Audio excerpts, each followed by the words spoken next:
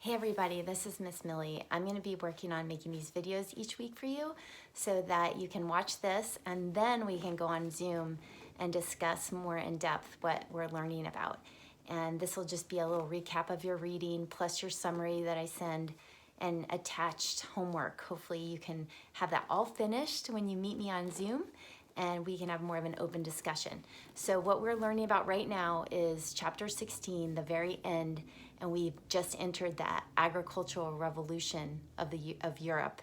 It's around the year of 1700, and Sir Isaac Newton is now an old man, and we learned a lot about him last week. We discussed how he was a world changer, very innovative, and came up with a lot of new ideas thanks to a lot of philosophers and scientists that he looked up to.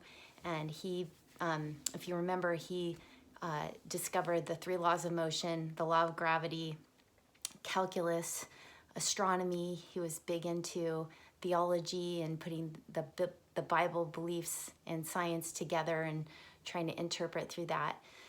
So he was a pretty famous, helpful man, and so was John Locke. John Locke actually came up with a lot of ideas that helped our future government, our democratic society, thrive in America. So he's another person that was interesting to learn about. We just didn't focus on him last week. This week, we're in the year 1700. It's in Europe. Europe at the time was very farm-based, agricultural. Everybody lives on farms. People grew crops together. They had animals that they fed and ate from, and they lived in this pretty mellow farmland society. Well, what was happening were a lot of people were starting to discover that the universal laws of new ideas were happening. People were inventing things that were happening, and they were changing society as a whole. So what was changing? The open field system that people lived on. All these different farmers would share land and they would grow crops together. And somebody along the way started discovering that if they rotated their crops, not just a few different crops per year, but if they rotated 4 different crops, that they could be growing more food efficiently throughout the year. And that is because it was each crop that they grew would either deplete minerals from the ground or add minerals to the ground. And if they depleted the minerals, they could not use that soil for the same crop. So if they started rotating their crops, they could actually use all throughout the seasons, they could use all of their farmland.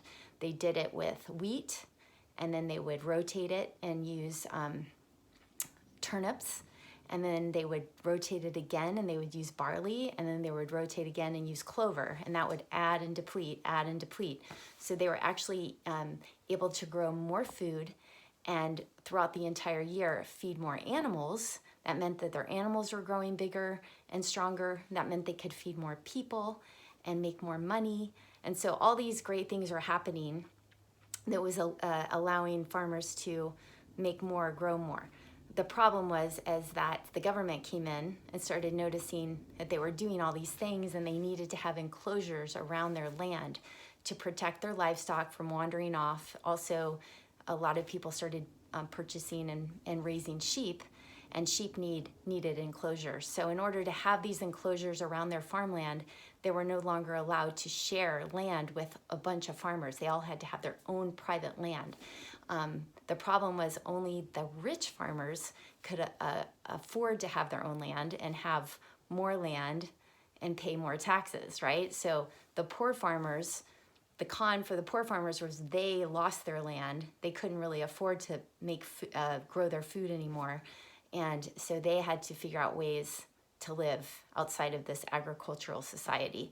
That was the revolution that was happening. More food, more land, more people were able to be fed, which was a good thing, but it sent a lot of people that couldn't afford to have their own land into the towns and the cities to start looking for work.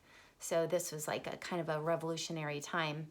The enclosure acts were the government deciding to make people pay taxes. That was called the enclosure acts, and that did help the rich farmers, but it did not help the poor farmers. So that's all going to be in your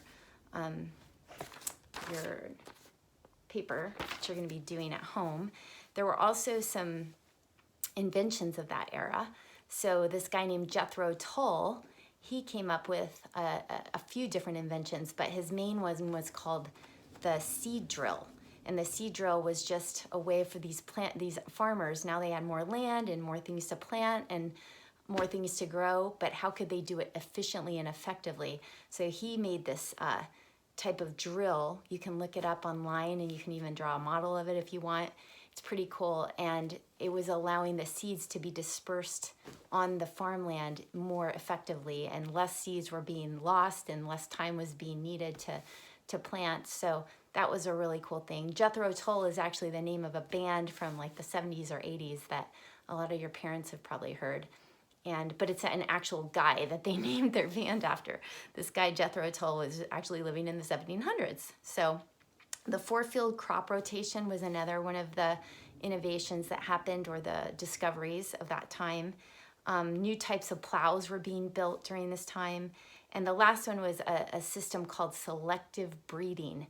That meant that if you were a farmer and you had the strongest and best cattle, you would breed those two cow and bulls together to make more strong cows for your farm.